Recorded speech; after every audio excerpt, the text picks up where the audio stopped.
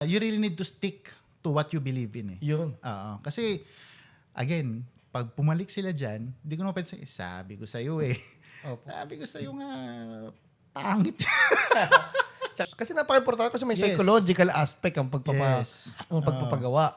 Na tinitignan nyo rin talaga, like, are they doing it for the right reasons, no? Parang, Kailangan. Kasi, again, patient satisfaction is number Opo. one eh. Kapag pumasok yung patient dyan na umpisa pa lang alam mong mahiyain, gusto niya malaki, bakit? Gusto ni boyfriend, gusto ng mga friends ko para daw magka-boyfriend ako or whatever.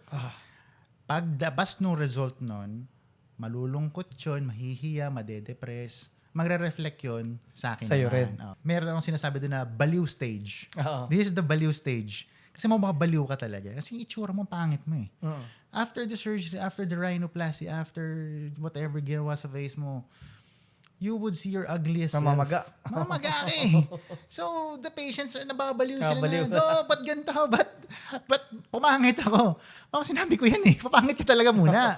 Kailangan mong pumangit para gumanda.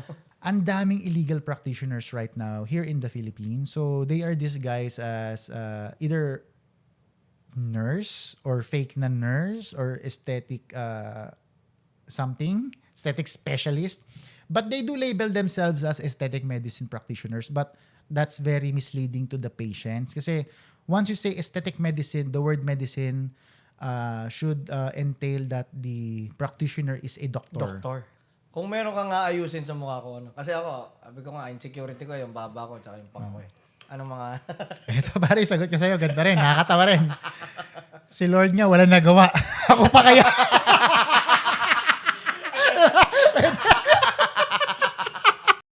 Ang mga susunod niyo pong mapapanood ay ang aking pakikipagtalakayan kasama si Dr. Light Momani, isang aesthetic surgeon. Si Dr. Light po ay gumagawa ng mga social media content upang magbigay ng edukasyon at linaw sa mundo ng pagpapaganda ng anyo. Paalala lamang po, may iba't iba po tayong kaalaman, pagkatao, pananaw at pamamaraan dito sa mundo. Ang mahalaga po ay parating pag-ibig ang ating pairalin at katotohanan ang lagi nating hanapin. May masasabi po kaming mga mali at mga opinyong hindi kayo sumasang-ayon. Piliin po muna sana nating umintindi at umunawa bago humusga. Pawang 2 tao lamang po kami na nagkikwentuhan at sinusubukang magkaroon ng isang makabuluhang usapan. Bago po muna ang lahat, pakipindot po muna ang like at subscribe button bilang suporta. Mga minamahal na kapatid, ako po si Baste and this is Epic. Doc Life, maraming salamat po sa pagpapaunlak sa invitation namin na makakwentuhan po kayo ngayon. Sa totoo lang, sobrang dami ko pong curiosity sa mundo ng aesthetic surgery at saka sa cosmetic surgery dahil yun nga po, marami tayong napapanood about cosmetic surgery at sa standard ng beauty at sa mundo, kultura ng dahil nga po ngayon, usong-uso ang social media. So talagang yung importansya ng ating physical appearance mas lalong na-emphasize ngayon. So parang ang dami ko pong mga tanong tungkol sa mundo nyo po. Okay. Doc, unang-unang tanong ko po, hindi ko na po papaligoy-ligoyan. Matanong ko lang, scientifically po ba, sa perspective po ng science, ano po yung tunay na maganda? Okay. Medyo hot topic yan. Opo. Okay. Siyempre, meron tayong mga standards of beauty na book-based. Okay? So, may mga ratios kami na tinitignan sa face, sa body.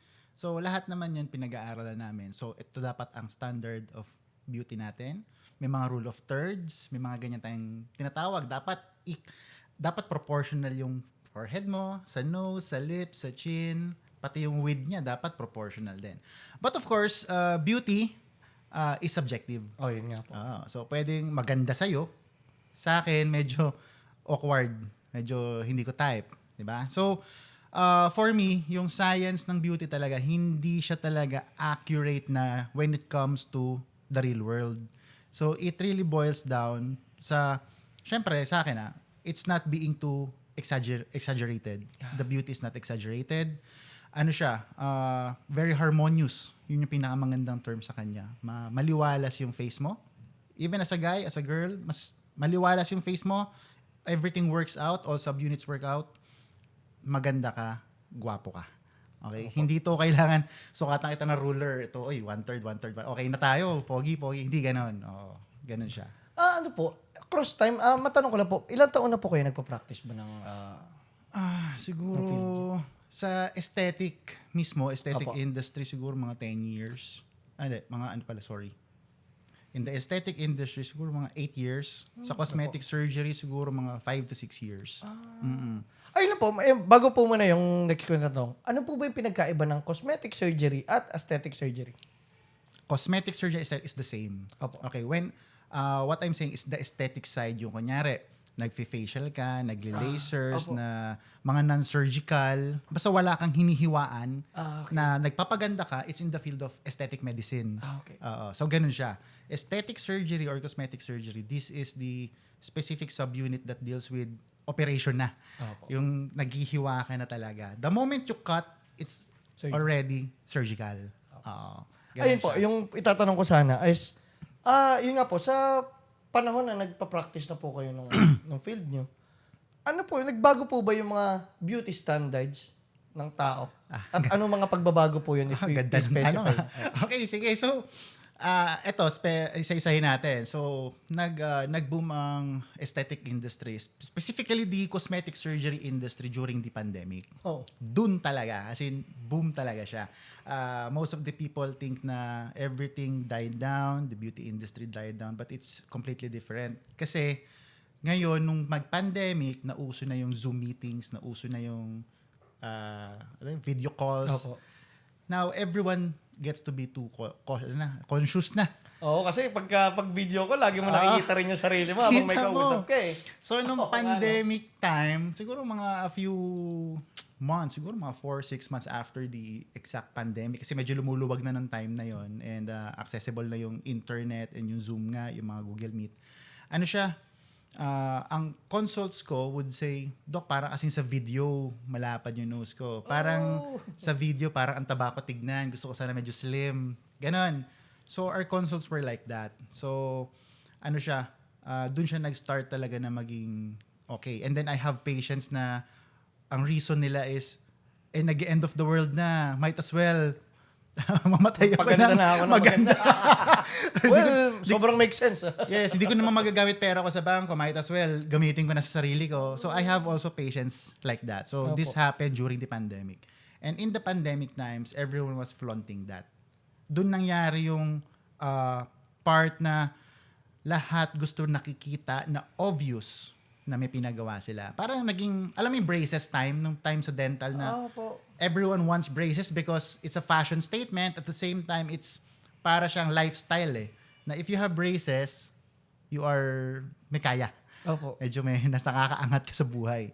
So there was a time during that pandemic period and post-pandemic period, little after the pandemic, that rhinoplasty specifically is a lifestyle lifestyle part ng buhay ng tao. Na Opo. parang kailangan obvious na nagpa-rhinoplasty ako. Opo. So ang trend nun during the pandemic and a little bit after the pandemic time, kailangan drastic change. Yun nga yung napansin ko rin. No? Actually, nung sinabi niyo, hindi napansin ko. Kasi parang dati, kunyari, yun nga, may konting gusto kang ipabago. Gusto mo maging natural looking, na parang wala kang ginawa. Pero ngayon nga, nakita ko naman nagpapagawa. Medyo halata nga na nagpapagawa. Kunyari, yung sa lips, yung sa ilok ko. Ganun nga, no? If you would notice yung trend niya before, kasi nga dahil medyo taboo pa siya sa Philippines and sa ibang parts din ng world natin. Pero Philippines specifically, cosmetic surgery, after pandemic na siya talaga well accepted na love yourself, ganyan. Doon lang naman talaga na accept siya. Pero before, dahil hindi, the more natural, the more minimal ang changes, the better. That's their goal. Nung pandemic, iba talaga. Ngayon, As in, iba. Opo. Now, the good thing here is that we're going back. Pabalik na tayo dun sa natural look. Ang galing, Dok, no? Kasi kahit sa perspective nyo pala na kayo yung gumagawa, mas gusto niya rin yung natural looking, no? Yes, sa akin, it's the best. Kasi, for example, I would put ito na lang, example, nose ko. Opo. I'm half Middle Eastern eh. Opo. So, medyo strong siya. Sa akin, it works because yung bone structure ko is may partly na pang Middle Eastern. Opo. So, okay siya. But if a patient requests na, Doc, gusto ko yung nose mo, lagay mo sa akin, ganyan katangos dapat. Pero medyo bilugan siya or Asian face na medyo slim to, maliit tong part na to, then I would put this. Now, the nose would actually look good. Nose lang. Takpan natin to. Ang ganda ng ilong mo. Pero pag as a whole, di mo masabing pogi o maganda ka. Kasi hindi nag-work eh. It doesn't work.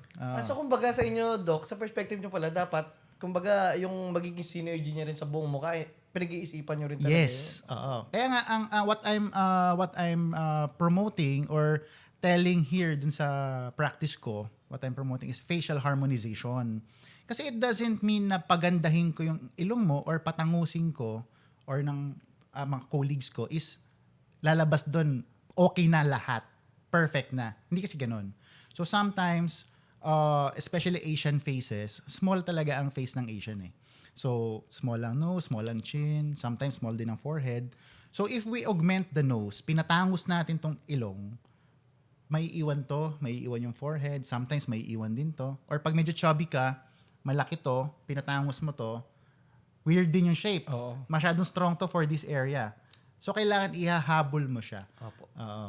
Doc, paano po yung kasi, syempre, di ba, sa Doc bilang, syempre, tayo nagbibigay ng service. Minsan, may gusto si client, and at the same time, sa inyo, kumbaga, ethically, nakikita nyo na parang hindi siya, yun nga, hindi siya yung bagay.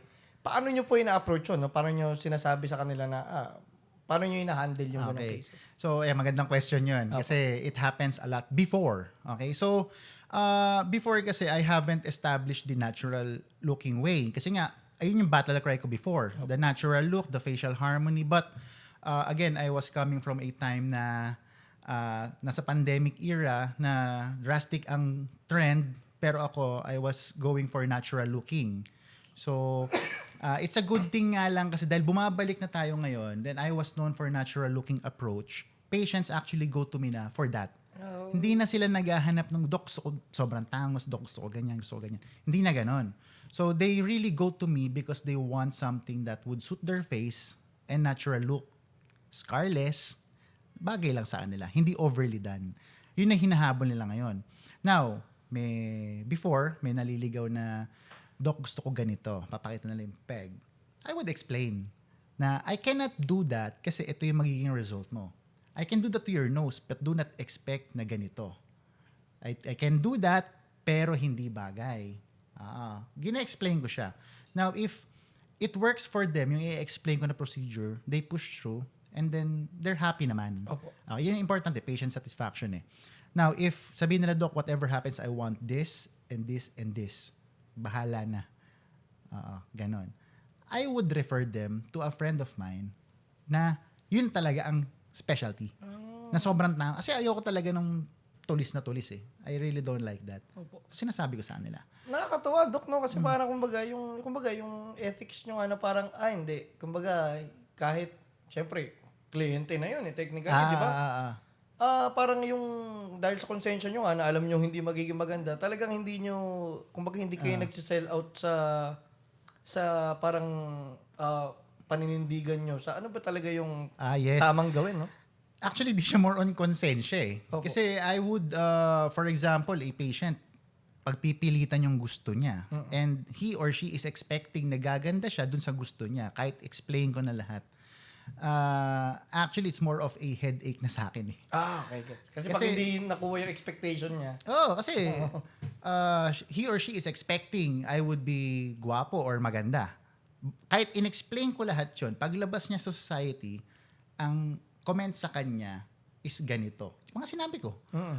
Ngayon, mag-feedback sa kanya yun na failure yung ginawa ko. Oo, totoo. Kahit ginawa ko lahat ng sinabi niya. Di ba? So, instead of me going through that, bigay ko na lang sa iba. Pero totoo, no? Medyo mahirap na dilema pala talaga rin yung gano'n.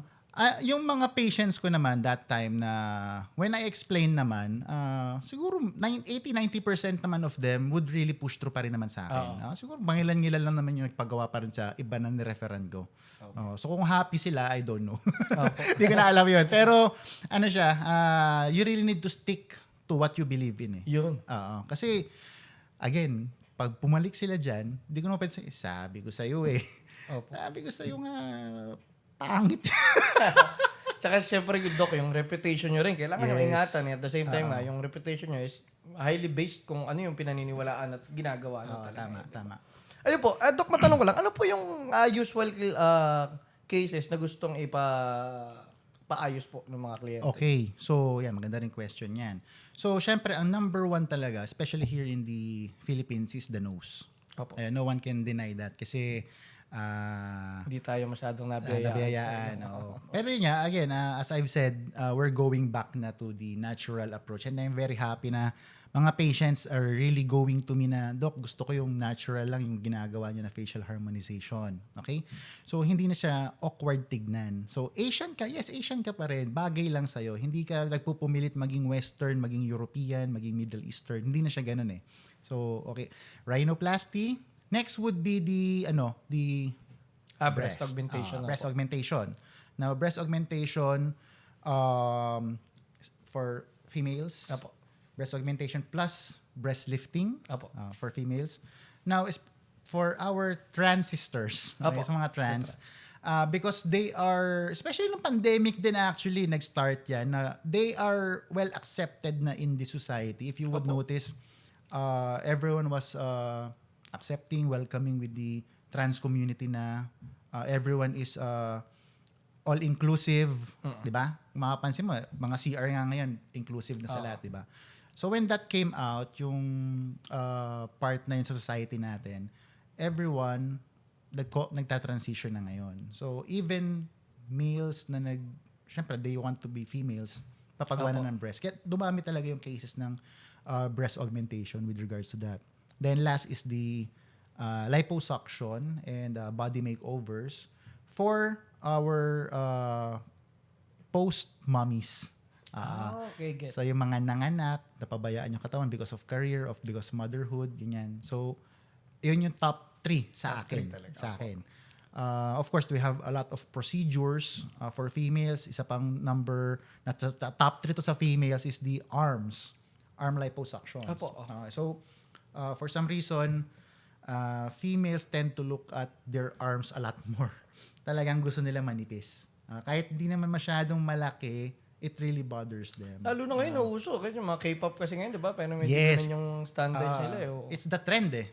So, lahat sila, majority, before a wedding, before an event, na alam nila mag-sleeveless sila, they really push through the arm liposuction kasi it's an instant result eh. Instant result, minimal downtime, tapos almost semi-permanent na yung result niya eh. Kung di ka magpapabaya sa lifestyle mo, semi-permanent siya eh.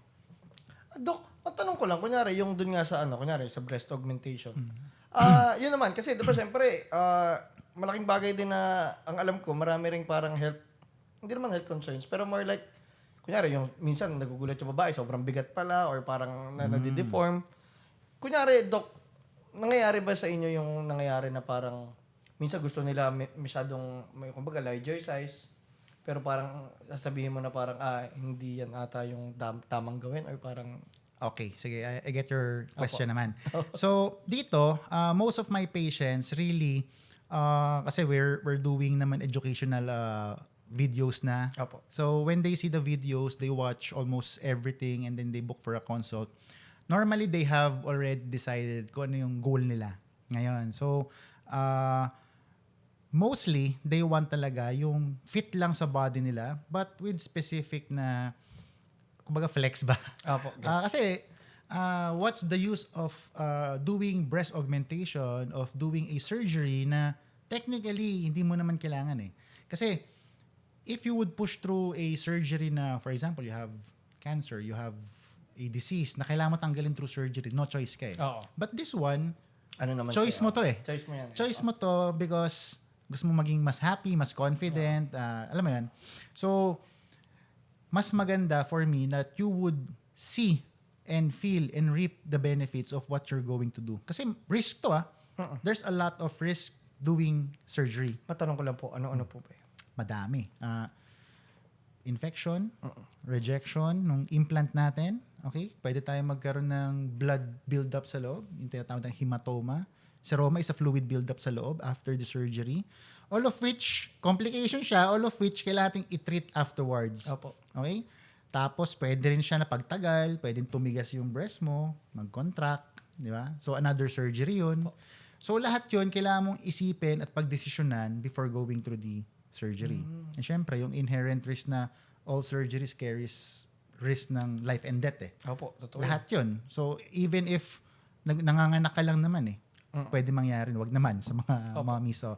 Pero, pwede siyang mangyari. So, all surgeries carries that risk. So, yung decision mo to push through that and then sabi mo sa akin, Doc, gusto ko parang wala nangyari, konti lang. May mga ganun before eh. But right now, I'm happy to say na almost all of my procedures sa breast, they really want something to happen. Gusto nila kita. Medyo pansin talaga. Pansin, but not too much to overexcite everyone. Opo. And sakto pa rin sa frame nila. Okay? So, mostly ang goal naman dito is the cleavage. Opo. They really like cleavage show. And then, siguro 80% ng pasyente ko, they really like the side boob. So, pag nag-two-piece ako, gusto ko, Doc, may konti dito litaw. May silip. Opo. So, they request for that. Nakakatuwa sa inyo, Doc. Ayun, kumbaga, open din kayo dun sa, kumbaga, sinasabi nyo rin talaga yung mga risk at saka yung mga dangers. Kasi, kung lalagay natin, kumbaga, mga kliyente na yan, syempre, hindi mo na masyado sasabihin yung risk. Nakakatuwa na parang transparent kayo muna sa mga risk. Na dapat nilang kaharapin bago nyo sila parang...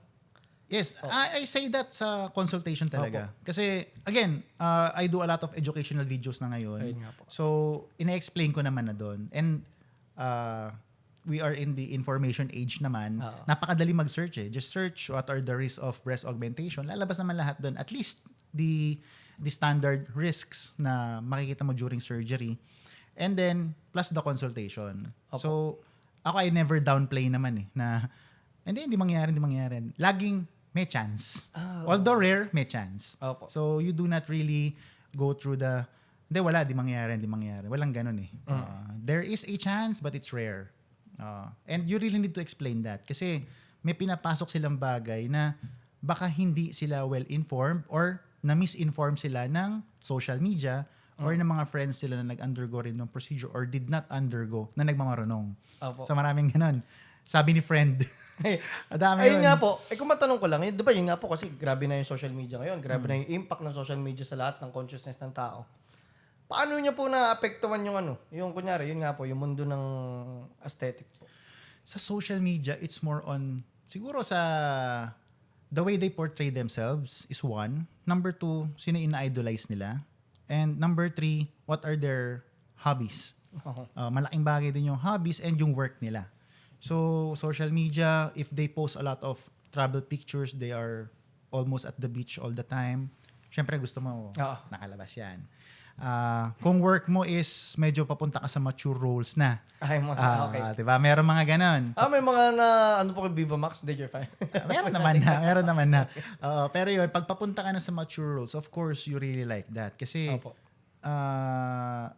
ano yan eh, it what separates you eh. It what gives you value dun sa work mo.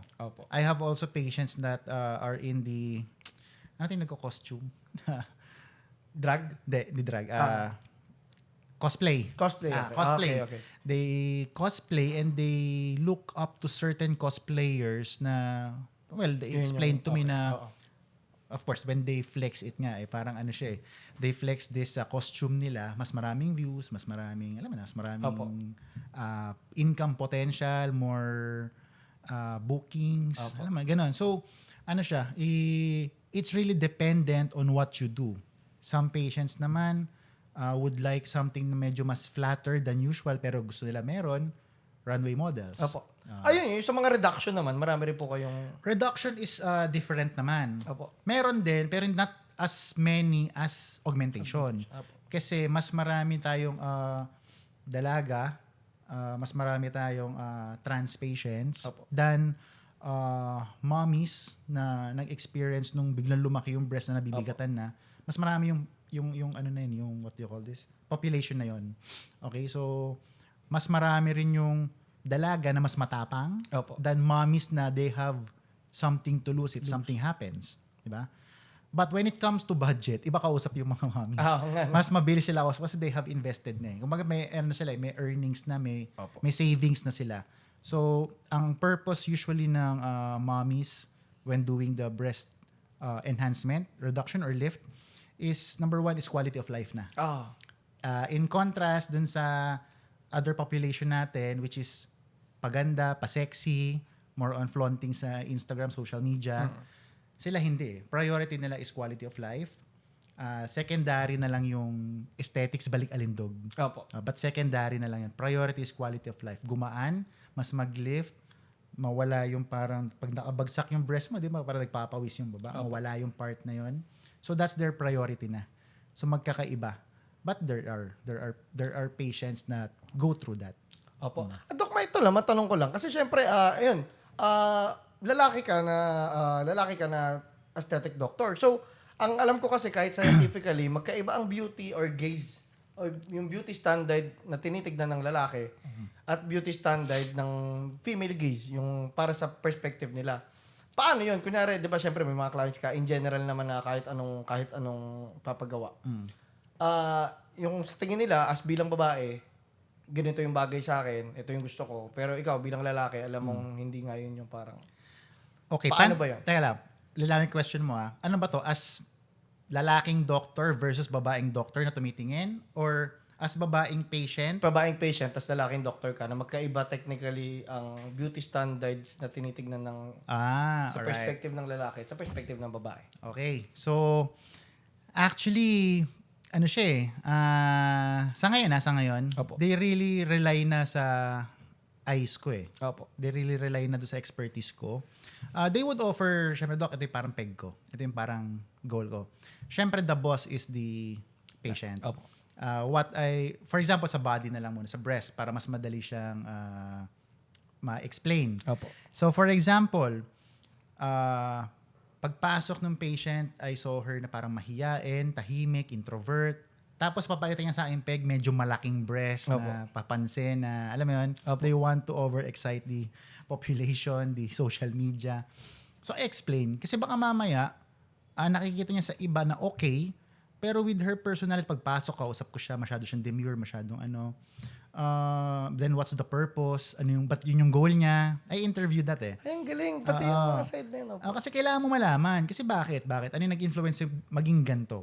Pag the influence is coming from other parts, other aspects, most probably hindi siya matutuwa. Kasi instead na mag-gain siya ng confidence, lalo siya mahihiya. Ang galing. Natutuwa ako kasi parang kumaga, nyo rin tinitignan nyo nga rin yung purpose. Kasi napaka-importante kasi may psychological aspect ang pagpapagawa.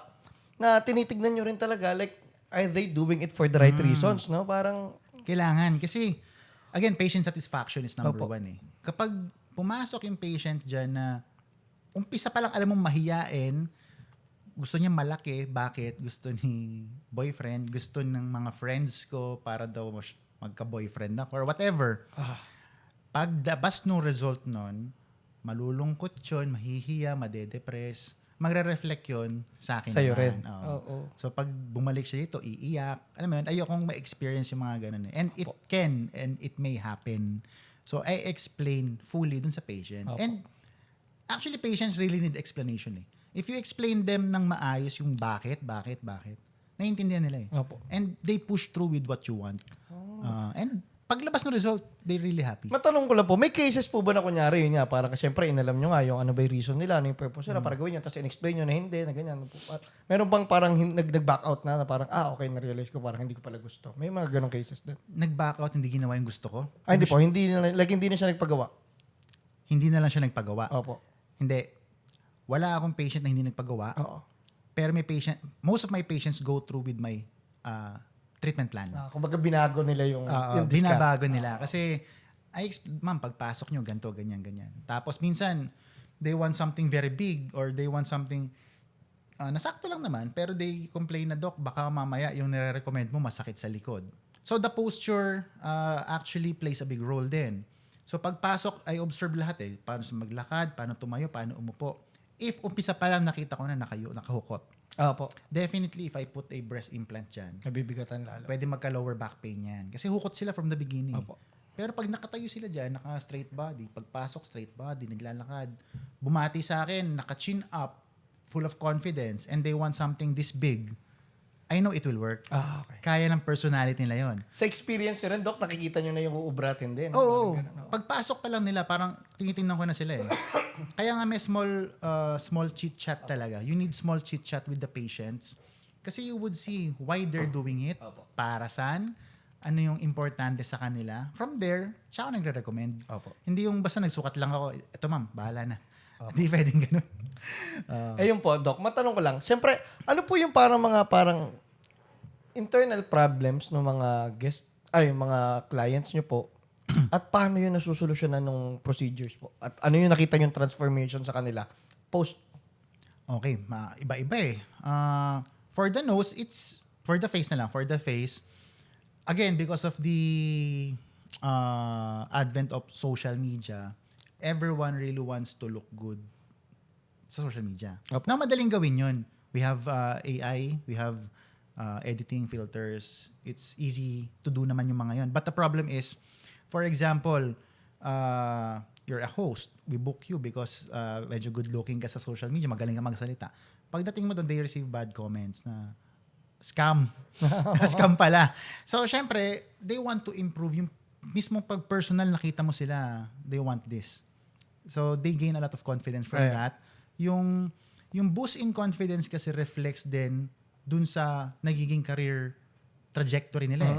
So, gumwapo ka, gumanda ka, let's be honest, mas confident ka, mas kaya mo present sarili mo, mas kaya mo magsalita ng tama, mas di ka nahihiya. Yung tiwala ng tao sa'yo to give projects, to give their trust, ipaubaya sa'yo yung negosyo nila or kung ano man, their work or their business, mas mabilis. The Oo. sales is easier. Yung trajectory talaga ng life nila is mas mabilis. Kasi magpakatotoo po tayo, sa totoo lang, psychologically, totoo po ang pretty privilege. Yes. Totoo yun. Totoo yun. We are judged by our looks. Number Yeah. one yun. Ah. Number two, how we dress. Then how we talk. Opo. Parang yung mga ibang benefits, yung intelligence mo, yung the way you talk, the way you, last pa yun eh. Kalaunan na yan, pagka Oo, nakilala ka na. Nakilala ka na. Pero una talaga, looks eh. Oo. Saka hindi po lagi sinasabi ko na kasi hindi naman lahat ng tao makakasalumuha may lalalim pa yung relationship mo para hindi na nila intindihin yung Yes. surface. So, napaka-importante rin talaga na presentable ka lagi. Yes. That's the most important talaga. Siguro yun yung pinaka-top reason. Opo. That's one. Secondary, syempre sa work nga din. Pag work-related, syempre they want to enhance a certain feature of their body para mas maging attractive sila for the work they are in. Opo. Diba? So, meron din, I have patients din na parang mga athletes. Opo. Athletes. So, pag athlete ka kasi, syempre you burn a lot of fats. So, the breast is made up of a lot of oo nga, fats oo. also. Opo. So, you have a very good body, pero nag-flatten naman Opo. to at the expense of that. But you're at the top of your game. Okay kang athlete, kaso yung body mo, flat to. Diba? Ngayon ko lang nalaman, marami palang atletang nagpapa-augment. Kasi nga parang ako po sa akin, dahil ako, atleta rin ako, parang naririnig ko sa mga babaeng ayaw nga nila na medyo malaki dahil ang hirap daw tumakbo. It's hard kasi to say that kasi unless they have experience na malaki muna tapos nagpaliit, then they saw the difference. Okay. Kasi they will say that na mahirap tumakbo kasi malaki, mahirap. Pero maliit lang talaga yun eh. Opo. Magaan lang siya for that eh. Kasi hindi siya talaga masyado mamatter as basta yung posture mo okay eh. Opo. Hindi siya masyado magmamatter doon. Now, there will come a point in your time kasi na yung shape mo would matter more than gaining 1 second more in 1 kilometer dash. Opo. Meron ganun eh. So, it would matter more na. Di ba? So, nandun tayo. Meron din mga ganung patients. Opo.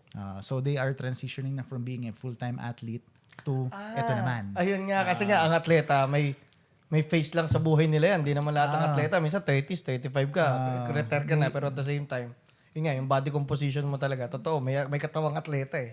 Ganun siya. So, syempre ikaw nagdi-dream ka rin naman ng hourglass body. You are dreaming of babae ka kunwari, dream ka Opo. ng ganitong katawan na sa mata ng majority, sexy. And baka sa mata mo, sexy rin yun. Kaso, because of your active lifestyle, Opo. hindi ka nabigayaan ng ganon.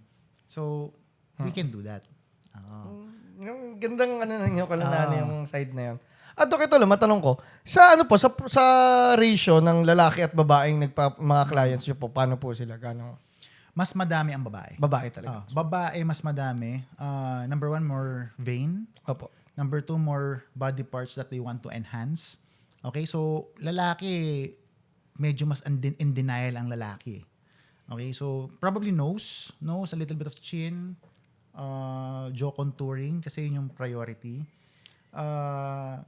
But the rest, kunyari, chan, they don't really, Wala masyado. hindi masyadong sa lalaki yun. Kasi ang alam ko kasi sa ganyan, like, more like, syempre ito, medyo debatable to medyo napapag-usapan to na, kasi syempre, when it comes to attractiveness, darating pa rin yan sa psychology of mating na parang technically, the science of attractiveness is, kung ilalagay mo siya sa parang, lagay natin yung parang, instincts natin is more like to be attractive para, kunyari sa wild dati, pag nakita ka, attractive ka, gustuin ko maging mate ka, maging partner tayo. Parang yun naman yun parang, ang sa babae kasi, ang lalaki pa lang, attractiveness natin sa babae is so highly visual.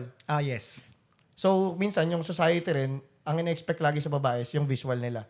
Sa lalaki kasi, hindi masyadong visual ang attractiveness naman ng society o ng mga babae sa lalaki. Hindi sobrang visual, more like career, more like status, ganyan. So parang, kaya mas maraming babae sigurong nagpapagawa. Opo. Ano siya again, it all boils down dun sa, siguro nasang part ka ng life mo. Kasi, kunyari, teenager to siguro early 20s, talaga mostly visual yan Opo. Mababaw pa tayo dyan. Pag tungtong mo na mga mid-20s to 30s yan, medyo iba na rin yung, kahit lalaki ka, iba na rin tingin mo sa babae. Parang as a whole package na Oo naman, syempre. Diba? Paano na yung motherly instincts na? Parang career-wise, paano siya mag-isip, paano siya mag-hold ng conversation, nag-iiba naman na. So, the aesthetic part, the aesthetic side, again, subjective. Pero, again, it's up to a certain level. But again, as long as you maintain your unique features, enhance unique features, maintain mo lang yon, you're good. Kaya nga ayoko ng drastic Opo. Yung drastic change talaga, medyo ko doon, medyo hindi ko talaga siya type. Opo. Hindi, Dok, yung nasabi niyo sa mga lalaki. Kasi ito naman, ang feeling ko, kasi laging minsan, kaya ka magpapagawa dahil may insecurity sila siguro. Ang isang malaking insecurity ng lalaki is yung height. Okay. Ang alam ko ngayon, nauuso na yung surgery for height.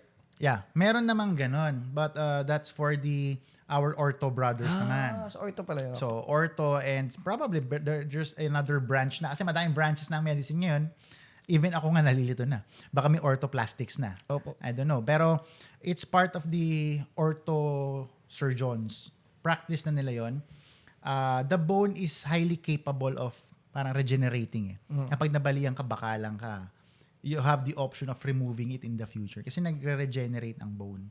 So what they do here is, babaliin yung bone, paghihiwalay ng konti, tapos hayaan nila mag-regenerate, tapos tatanggalin.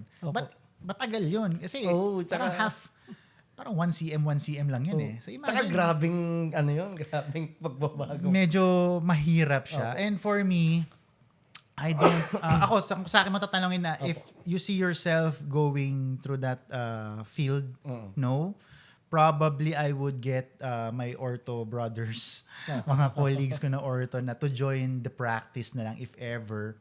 Pero hindi ako. Ayoko na siya. And what if you're, ano bang maliit sa lalaki? 5'1"? 5'2"?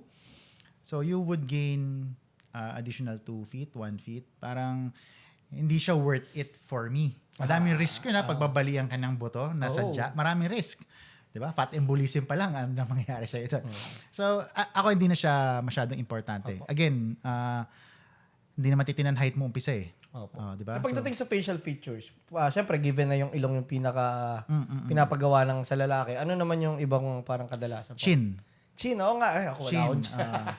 Chin augmentation. As in, isa to sa mga pinakamadalas pagawa ng lalaki. Chin augmentation. Yung panga, tsaka yung chin. Ako, yan ito, ang tsaka insecurity to. ko eh. Yung Pero, pinanggit ko kanina, panga, tsaka jaw. Ito, chin, tsaka jawline. Okay, that's the, other than the nose, that's the most common. Kasi, technically, masculine feature. masculine features, the Asian features really is soft. Soft talaga. So, ano siya, it's one of the procedures na hinahabol talaga ng Asians to look a lot sharper, look more defined, ganon. So, probably next to rhinoplasty, that's it. We can also do slimming of this area para mas ma-enhance din to. Ganon. Pero liposuction, there are, pero konti. Hindi kasing dami ng females talaga, mas ano sa liposuction. Dok, punta naman tayo lang sa buhay mo as a doctor. Sa iyo naman. Ano naman yung mga common struggles na pinagdadaanan ng isang aesthetic surgeon? Okay. Struggle, syempre bills. Syempre. Kasi totoo yan. Bills. Kasi, I mean, we do not, although I have practices in hospitals, but it's schedule-based. Opo. Okay, so hindi siya like common doctors na, yung regular doctors that you see that we have clinics on this hospital ng 11 to 1 and then lipat kami ng 2 to 3 on another hospital. Hindi siya ganon. So, with the aesthetic kasi, you really need to show your personality dun sa clinic mo. So, you put up a clinic, you put aesthetics there na parang, for me, it's the personality and ano ng doctor eh. So, very masculine ba? Very feminine? Very goldy? Parang medyo luxury side ba yung doctor mo? Parang ganun siya. So, of course, you have to invest. Parang business talaga siya. As in literal business. You have to invest. You have to put up capital. If you want, you can get investors. Talagang business side siya. Opo. It's really different from the traditional medical practice na you get PF lang. So, dito, of course, we get PF. But at the same time, we have to marginalize on the expenses, the rent, the upkeep, utilities, our stocks, our inventory, lahat yun. So, as a doctor, nagdo-double ka as parang CEO din. Oh, yeah. So, dapat kasi sinisweldohan ako ng kliniko eh. So, parang ganun. Kasi minomonitor mo rin yun eh. Opo. So, although, dahil matagal na rin na ako sa practice, given this na sinimulan ko siya as parang business talaga siya.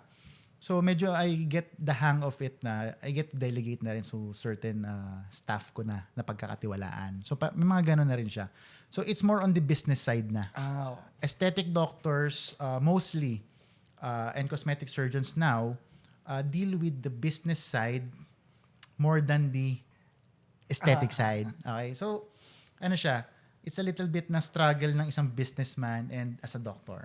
So, well, totoo yan. Pag may negosyo ka talaga, laging struggle yan. so, negosyo, may problema ka. May problema ka rin as a doctor. Anong problema mo? Ayun. Sometimes, you have patient dissatisfaction. May mga malungkot na patient. So, you have to explain. Kaya ma-entertain yun. Paano po kadalasan paano nyo ina-handle yun? Iba-iba eh. But I really just talk to them. Sometimes kasi patient expectation is different. And I really tell it, sa mga vlogs ko, you would see, meron akong sinasabi doon na baliw stage. This is the baliw stage. Kasi mababaliw ka talaga. Kasi itsura mo, pangit mo eh. After the surgery, after the rhinoplasty, after whatever ginawa sa face mo, you would see your ugliest self. Mamamaga. Mamamaga eh. So, the patients, nababaliw sila na, ba't ganito? Ba't pumangit ako?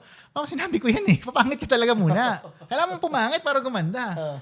So, that's the real point of the surgery. So, you just really need to explain that patience is a virtue. Ayun po yun. Matanong ko lang, sabi niyo mga stages. Ano ba yung, kung i-detalya niyo, ano yung mga stages na pinagdadaanan ng Sige, try ko gawin na layman ha. So, yun, baliw stage dito siguro first 2 weeks. First 2 weeks. After the surgery, first 2 weeks yung baliw stage yan. Parang, Dok, ba't ganito? Ba't di pantay? Dok, pre, ano, yung simula sa before siya magpaano. Pag nagawa na siya. Ito, yung first 2 weeks yan. Third week, medyo nakakalma na yan. Doc, medyo okay na. Nakikita ko na yung changes. Fourth week, this is what I call the selfie stage. Addict sa selfie. Ayan na, kasi they can't get enough. Talagang selfie ng selfie yan. Lahat ng post yan selfie. Doc, ang ganda ko na, Doc. Ganyan, Doc, ang pogi ko na. Ganon na sila. Yung 1 month talaga is the struggle. And most of the complaints, hindi man complaints, more on follow-up questions ng patients na, ba't ganito, ba't ganyan, comes from the first month. After the first month, they really... Nakikita na nila. Talagang you just need to guide them. Opo. And sometimes, may mga maliliit na complication din. Ako, I never leave my patients behind naman. So, if may kailangan ayusin, we fix it. If may kailangan may struggle sila pinagdadaanan, may magka-problema talaga, kung sakali problema, kasamahan ko yun. Talagang kailangan alagaan natin yan. And this goes with all my OFW patients. Oo. Kasi most of my patients OFW na 80%. Grabe. Based on my latest census, 80% are OFW. Bakit kaya? Mas may pera. Maliban sa mas may pera. Actually, mas madali silang kausap talaga in general because they value kasi yung mga things na binavalue ko rin. So, number 1 is quality. They value quality. Number 2, they value time. Okay? They want an investment that would serve the purpose of time na pagtagal, hindi basta-basta magkakaproblema, hindi ka babalik-balik dyan kasi nga, I'm working here Apo. They have invested so much na para mag-aksaya ako ng oras dyan, baka masacrifice naman yung ginagawa ko dito abroad. Di ba? Magka-leche-leche ako.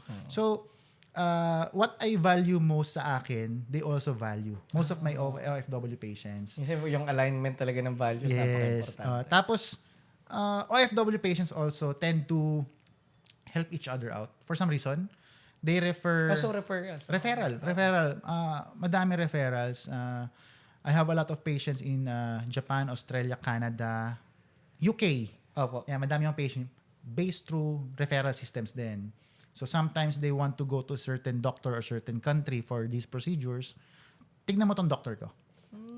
Ganun siya. So the referral system with the OFW kasi they want na within their community parang happy sila at peace with each other kasi mga Filipinos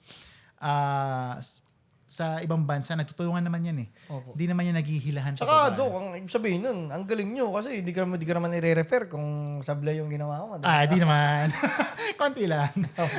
Ano siya I mean, more than the procedure itself, I think it's the attachment with the patient din. Kumbaga yung connect namin din. Treatment din talaga. Kasi hindi naman ako, if you would notice, I'm not a stiff person. Hindi ako stiff Parang ano lang ako Tropa. Tropa lang. Ganun. So I'm easy to deal with. So there are doctors also and patients also that want a very professional, uptight na very regulated na doctor. They want that also. Okay lang din naman yun.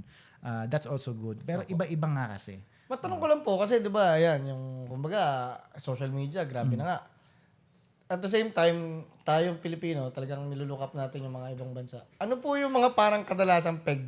Like Peg na countries. Anong nationalism yung kadalasang peg ng mga Pinoy na nagpapagawa? Ngayon Korea. Korea. Ako rin, umilig. Sobrang K-pop. Korea.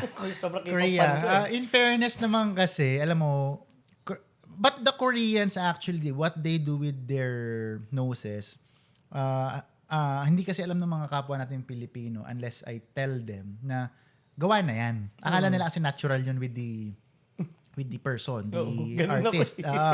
Pero gawa yun. Gawa na sila. It's very well accepted na sa Korea 10-20 years ago pa. Opo. Ganun katagal na.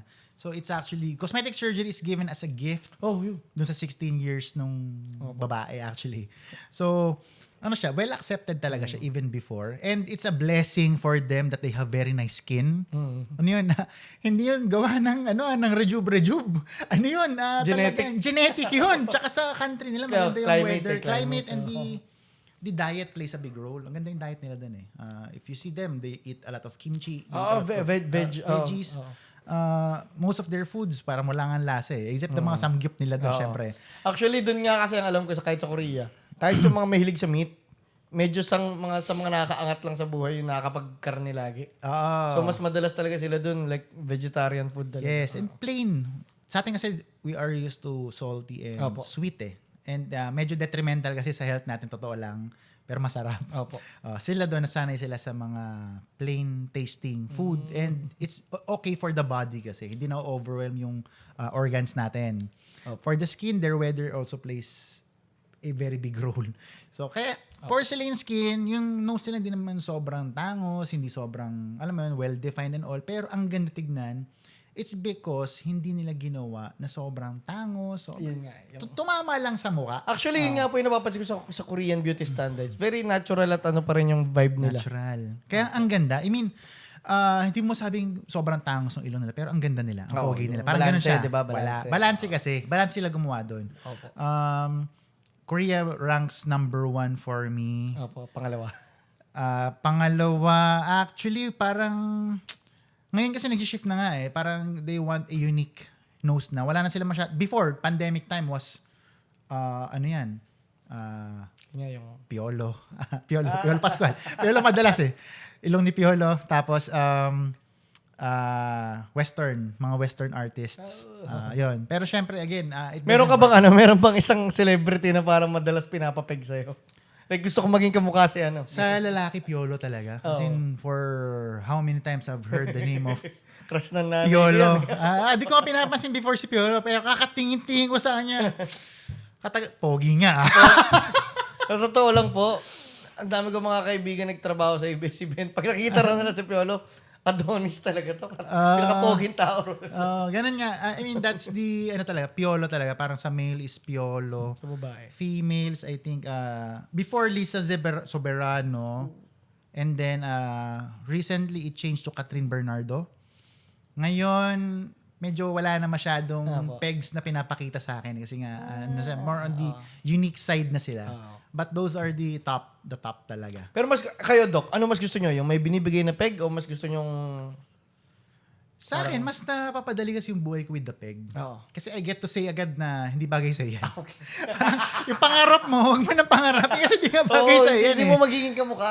Hindi nga pwede yan. So, I give the expectations, the limitations. I give everything. And pag, ma'am, ganito na lang. Ihawig ko na lang dyan. Kasi whatever we do, your skin type, your thick skin ka, medyo hindi mo na alagaan yung balat mo ng kabataan, medyo bako-bako yan, parang ganyan. So you cannot really be kasing kamukha talaga niyan. But the nose per se, I can make it as close as possible. Habulin natin yung shape niyan. Pero explain ko nga yung pros and cons.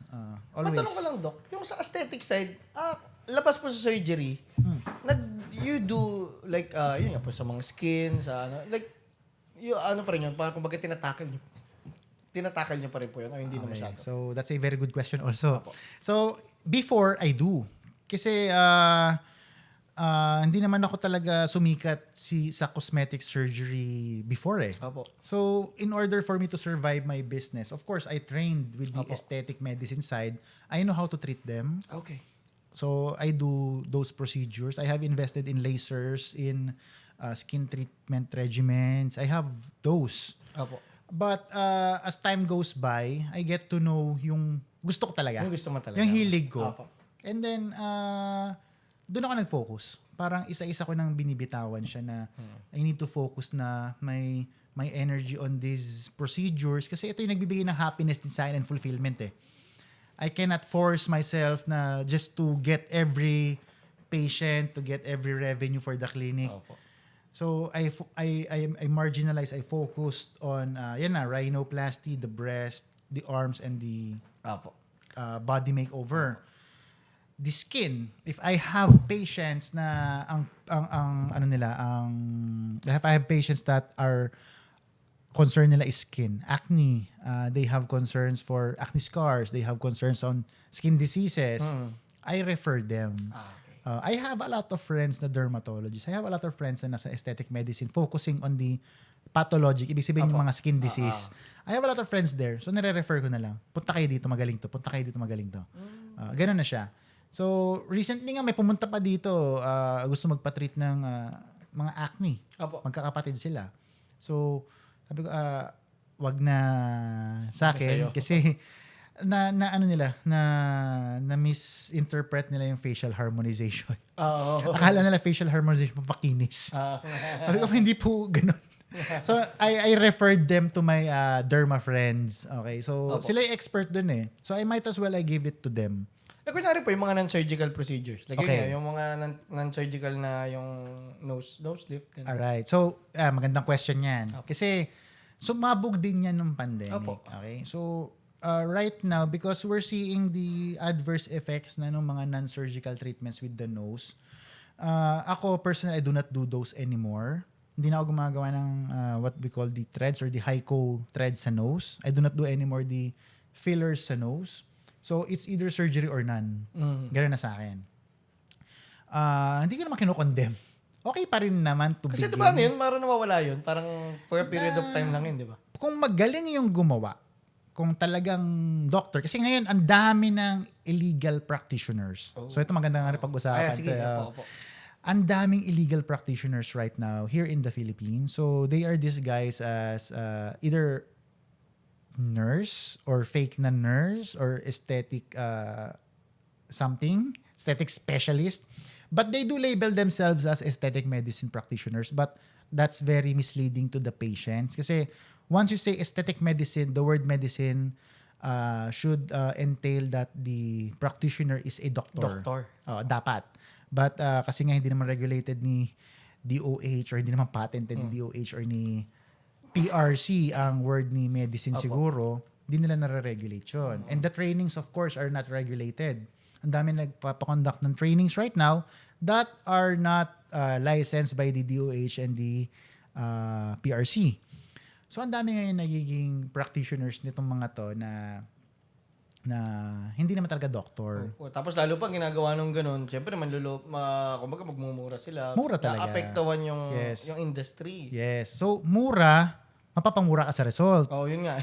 The problem with this kasi, if you do these procedures sa mura or sa hindi naman talaga doctor, you would go to us for the revisions. Kasi if you go to them, they cannot do anything .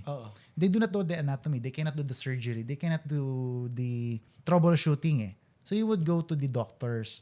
The doctors would charge for a revision fee. Kasi mas mahirap yun . And then we will be the last touch. We have the last touch doctrine . So kung ikaw yung last na nag-handle and you get the patient, you handle the responsibility, the succeeding problems would be parang entitled na sa'yo .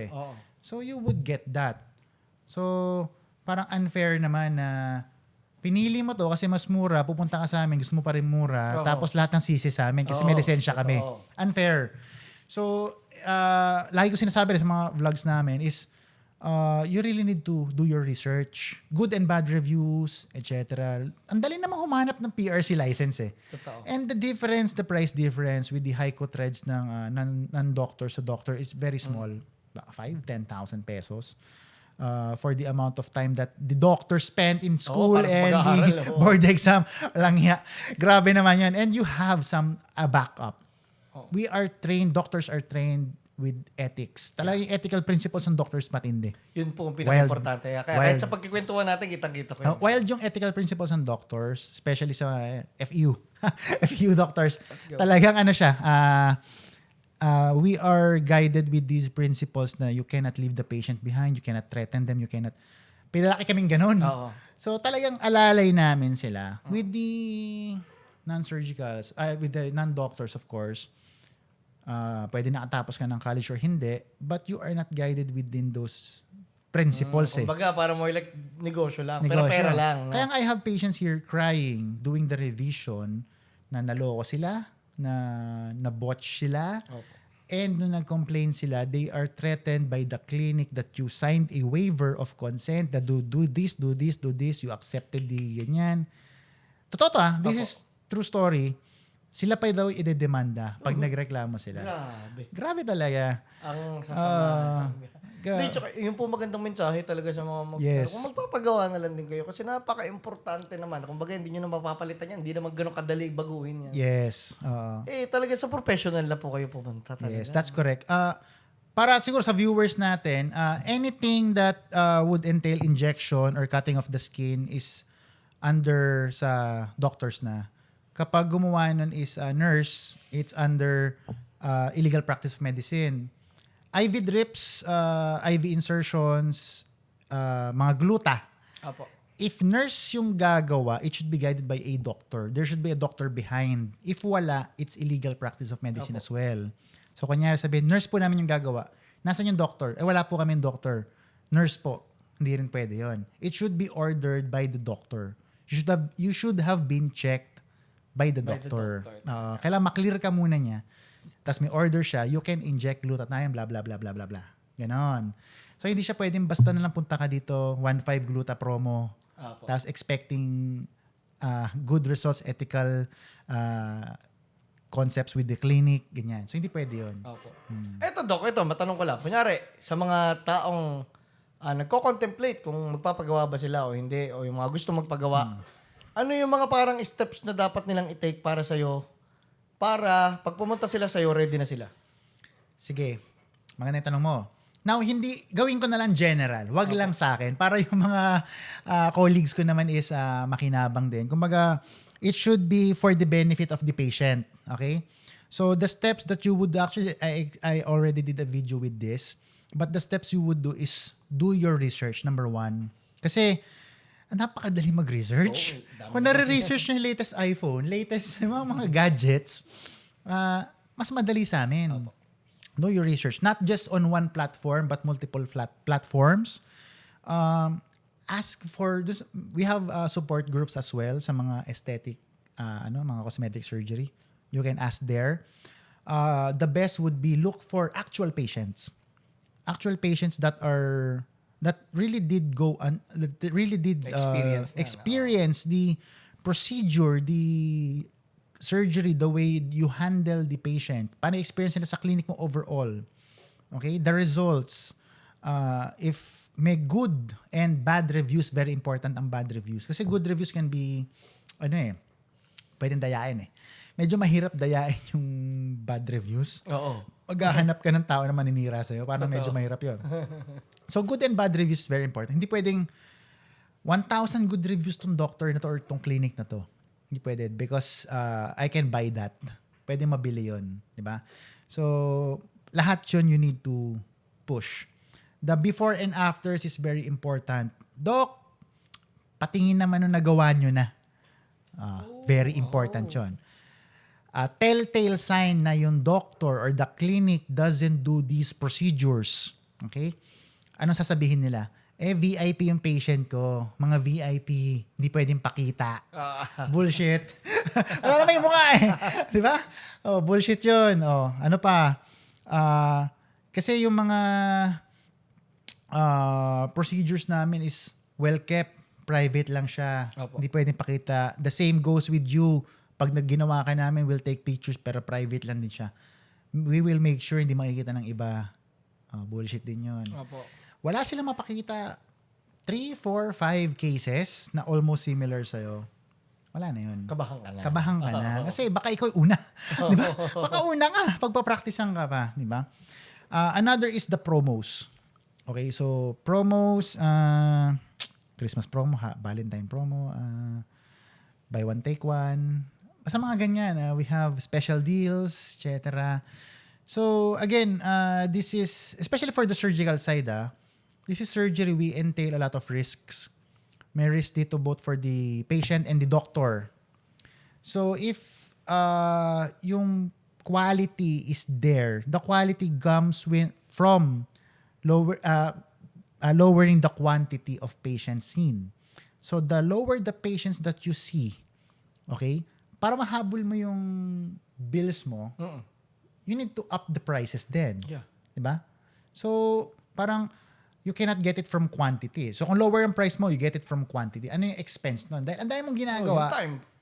Yung time, hahabulin mo. Oo. Tapos, pagod ka na. Third patient mo, pagod ka na. So, pagpasok mo, nakapila, ang dami. Medyo kabahan ka na doon. Dapat yun, malinis, konti lang, di nagkakagulo. The patients you see is also a telltale sign of a very good aesthetic clinic or aesthetic cosmetic surgery clinic. If nakita mo na prim and proper yung mga nakaupo, well, designer bags. Marami akong palat ng mga forma pagpunta. It's a very good indicator. Kasi the wealthy people, Sabihin, kumbaga quality clients the din. quality clients never go to a clinic just because nag-trend sila. Oo. Hindi. Totoo.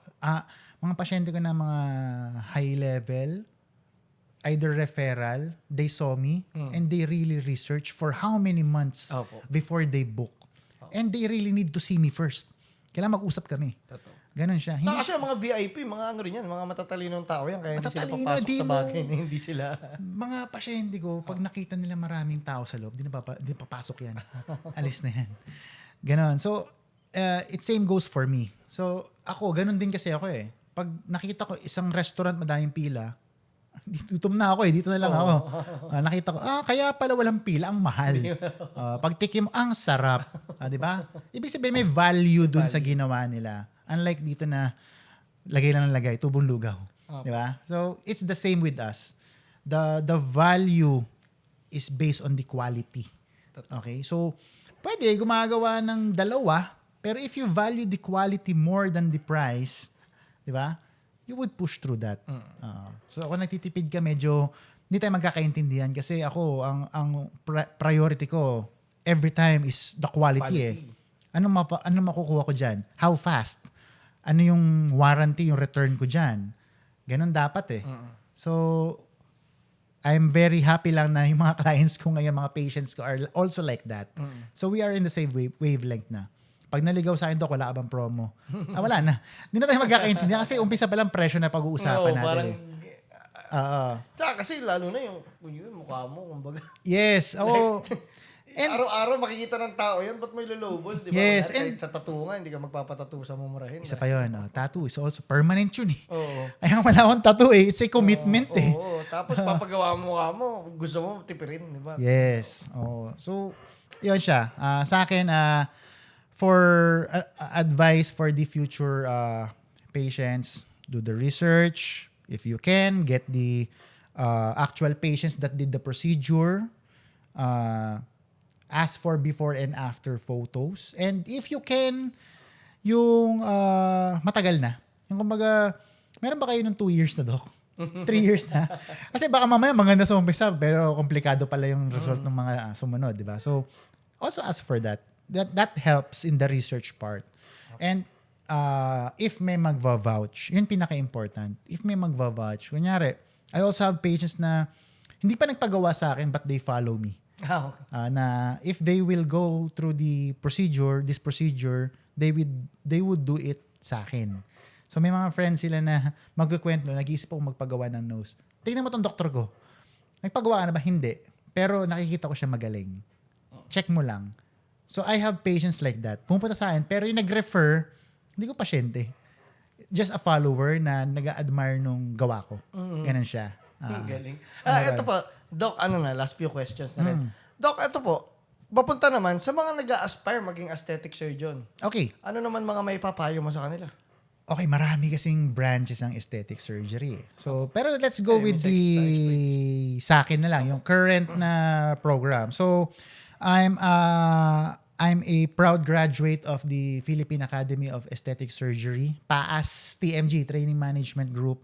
So, these are yung mga mentors namin are the pioneers and the best of the best na mga surgeons talaga here in the Philippines. Well-trained, well-versed sa ibang bansa. So, I'm very fortunate na napunta doon na nag-share sila ng knowledge and expertise nila sa akin na walang holds barred. So, if there are doctors na fresh graduates or mga surgeons na ENTs, OBs, and OFTA, you can look for the website and the Facebook page of the Philippine Academy of Aesthetic Surgery, TMG, Training Management Group, or PAAS TMG. Yon, you can look for that and inquire there na lang. The program, I think it spans 4 to 5 years. Wow. Right now, it's 4 to 5 years program. You will not get paid. You will be the one to pay. So may initial investment talaga siya. Because the training actually entails costs talaga. I realized it after I graduate na meron kaming ginagamit na items na within the program na it's not charged sa student. So ngayon I understand bakit may tuition fee kami. Kailangan pala. Ganun siya. So there's that, and syempre we are the only and first society to offer surgical missions na cosmetic surgical. So for example, we have nose and eyelid surgeries na for free. 100% free to for the less fortunate ones. Ang gagawa nito yung mga trainees. Okay, so we also have that. So if there are aspiring cosmetic surgeons, you can contact yung society ko. Okay, they will guide you naman paano mag-enroll to become a full-fledged cosmetic surgeon. Apo, eto Doc, huling-huling tanong na. Sige. po. Doc, nakakatawa tong tanong ko. Sige, gusto ko. Nakita mo yung mukha ko. Oo. Kung sakali lang, hypothetical question lang. Ha. Kung meron kang aayusin sa mukha ko, ano? Kasi ako, sabi ko nga, insecurity ko, yung baba ko, tsaka yung pang ko eh. Anong mga... Ito pare, sagot ko sa'yo, ganda rin, nakakatawa rin. Si Lord niya, wala nagawa. Ako pa kaya.